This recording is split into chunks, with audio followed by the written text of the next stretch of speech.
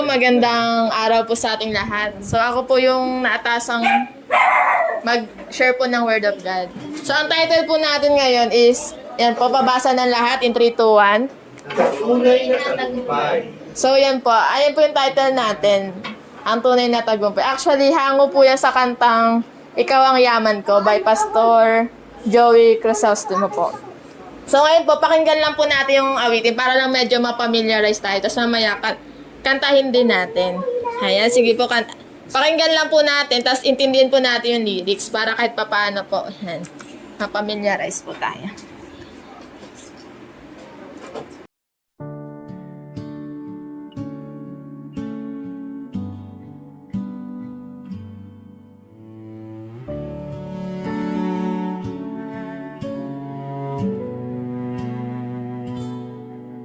Makamtan ko man lahat ng yaman sa mundo, makamit ko man pangarap at mithin ang puso ko. Kung ako'y malalamig sa'yo at malalayo ng gusto, ay bigo pa rin, may hungkak pa rin ang puso ko.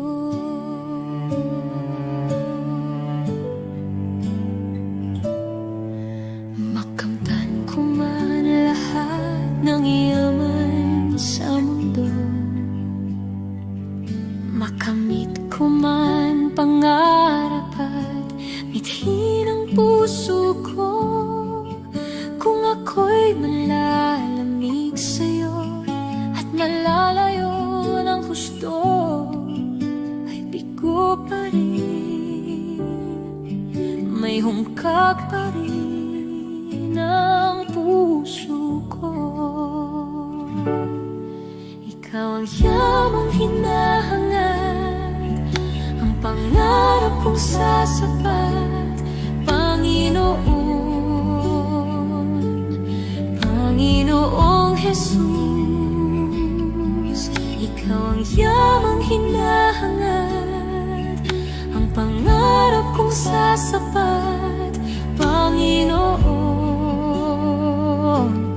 Panginoong Jesus. Higit sa yaman ng mundo, higit sa luho at kinang nito, ikaw ang nais ko, ang tanging nais ko. Ikaw ang yaman ko, Panginoon.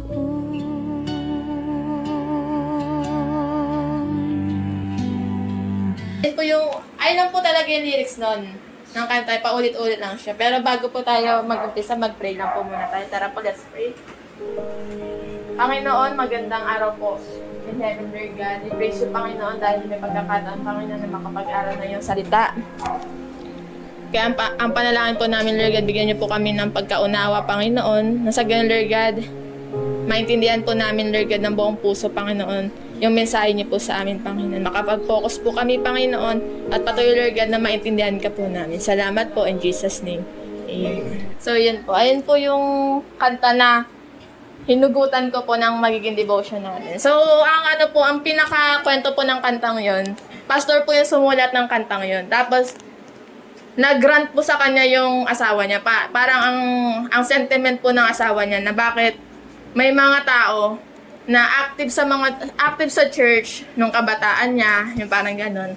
Tapos, nung nagkaroon na ng mga trabaho, yung parang ganon, nagkaroon na ng sariling mundo, parang nawala yung init, yung parang gano'n, nawala yung paglilingkod sa Lord. So, ayun yung, kaya nga ang title niya parang, Ikaw ang Yaman Ko, na kahit sabi po sa kwento ng pastor, ang daming mga tao na naging active, tapos, nagkaroon ng work, doon na umikot yung mundo niya, tapos, nanlamig yung parang gano'n, tapos nawala na ng tuluyan sa church.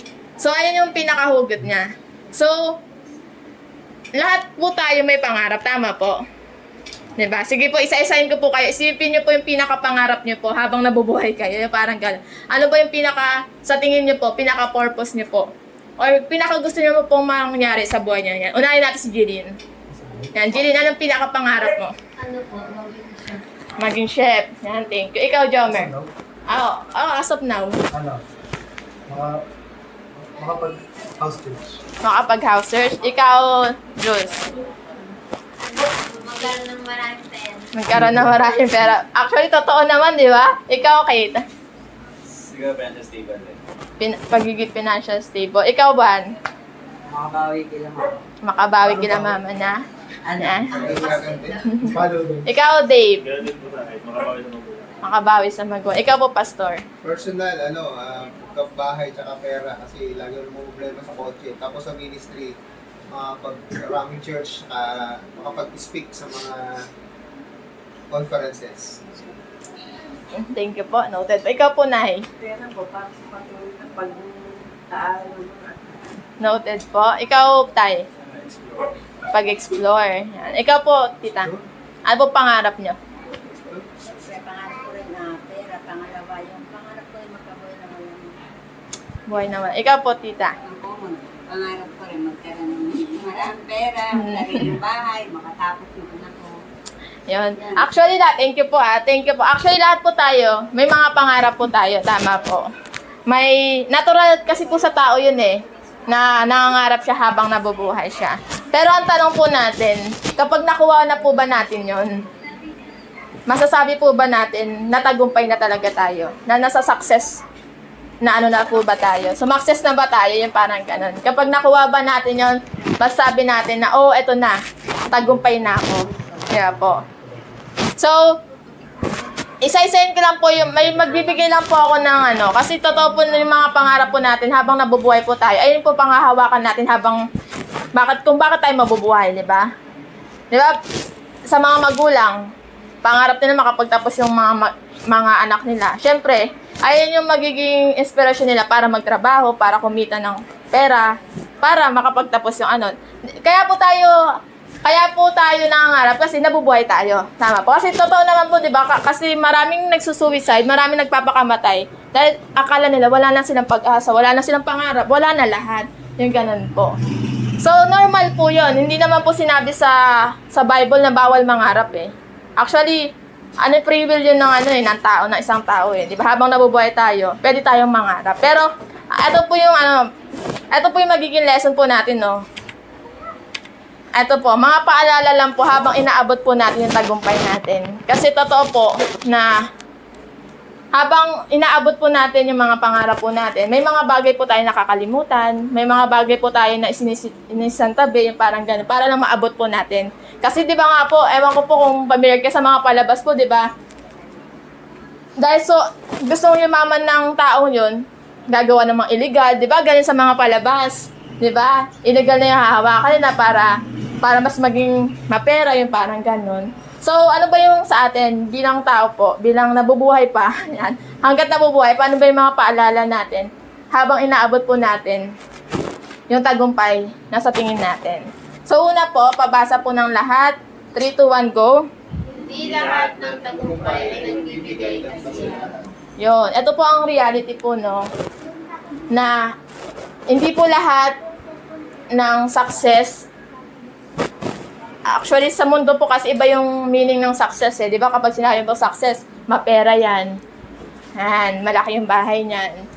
Nakakapag-explore yan, nakakapag-travel yan. Ganun yung definition ng success po sa mundo natin. Pero paalala lang po sa atin na hindi po lahat ng tagumpay po is pwede pong magbibigay sa atin ng kasiyahan.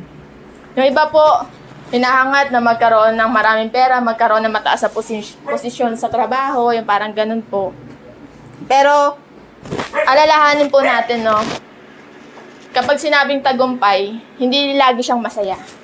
Pwedeng sa family, di ba po, magpapatawad ka, tagumpay na pala yun. Sa'yo, mahirap yun, sa'yo hindi yung masaya.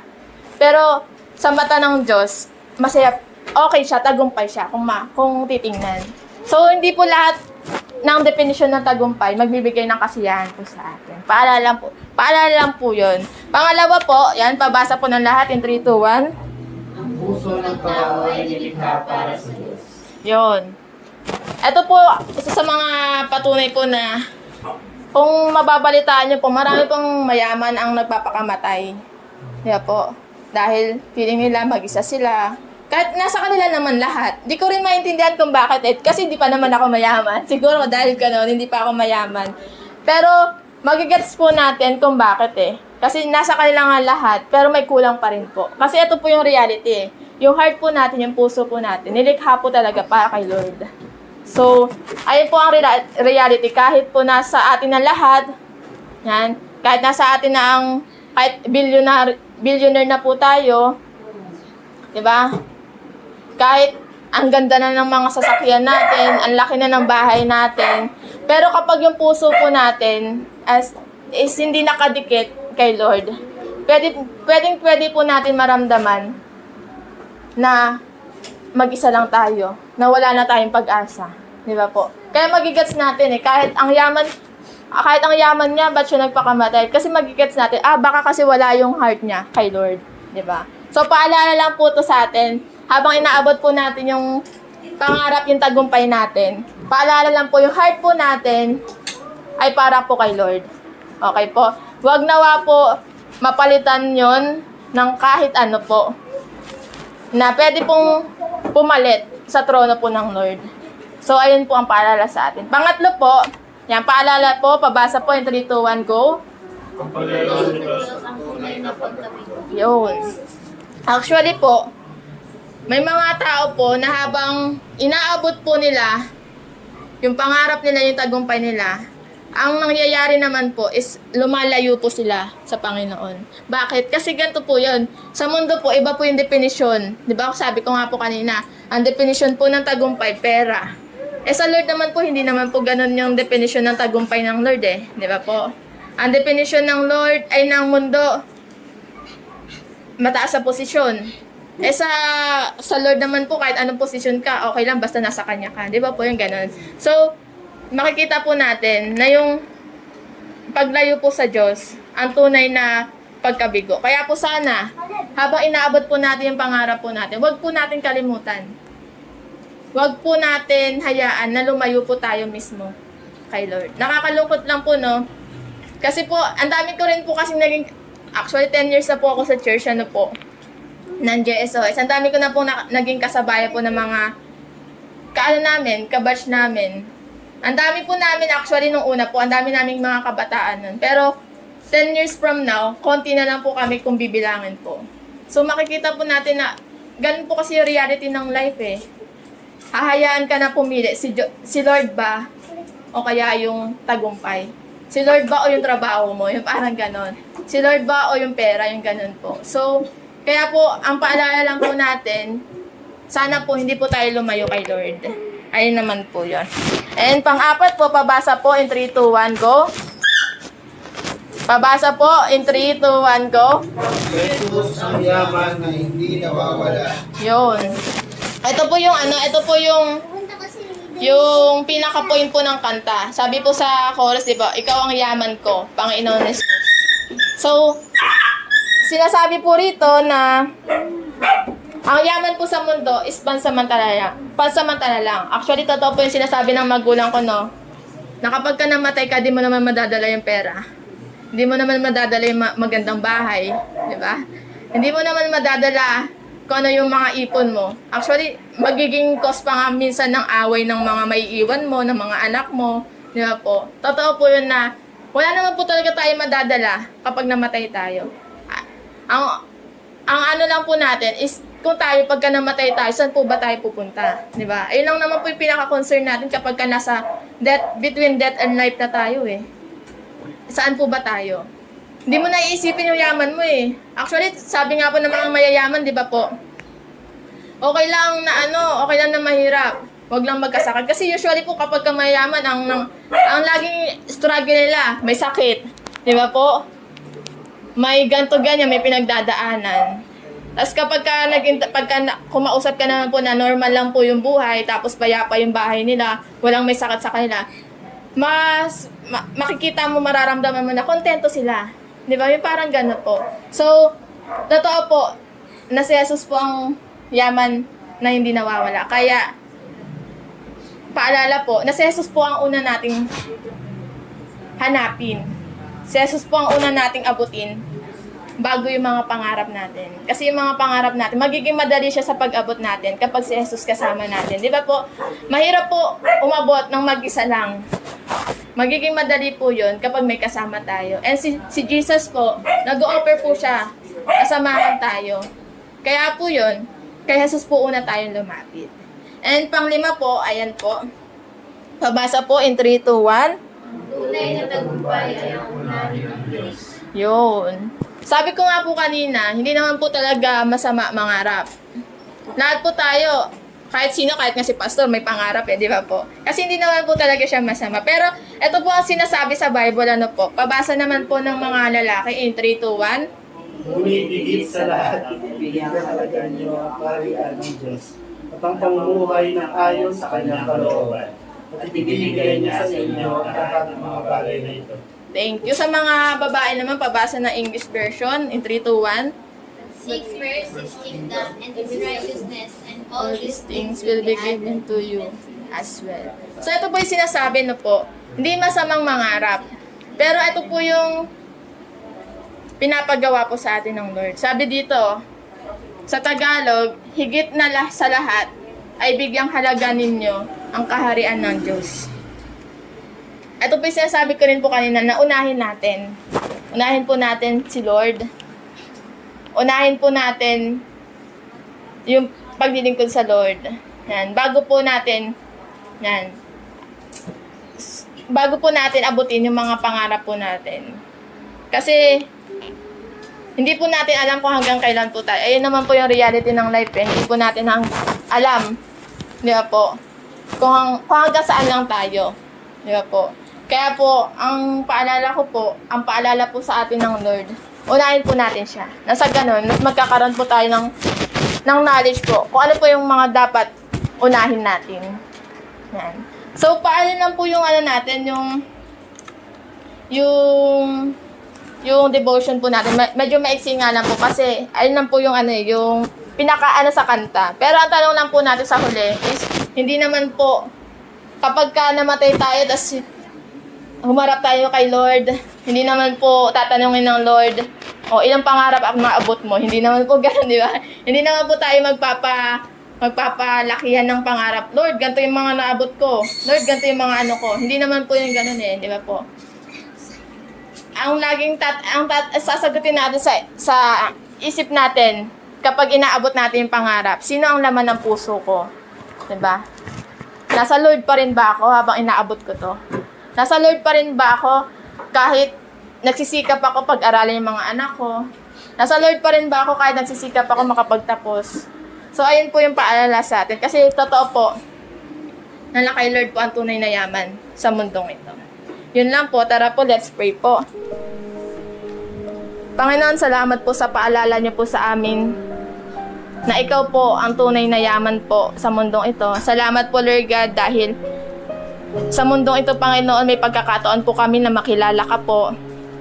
May pagkakataon po kami na makausap ka po, Lord God. Salamat, Lord God, dahil kahit hindi po kami karapat-dapat po, Panginoon,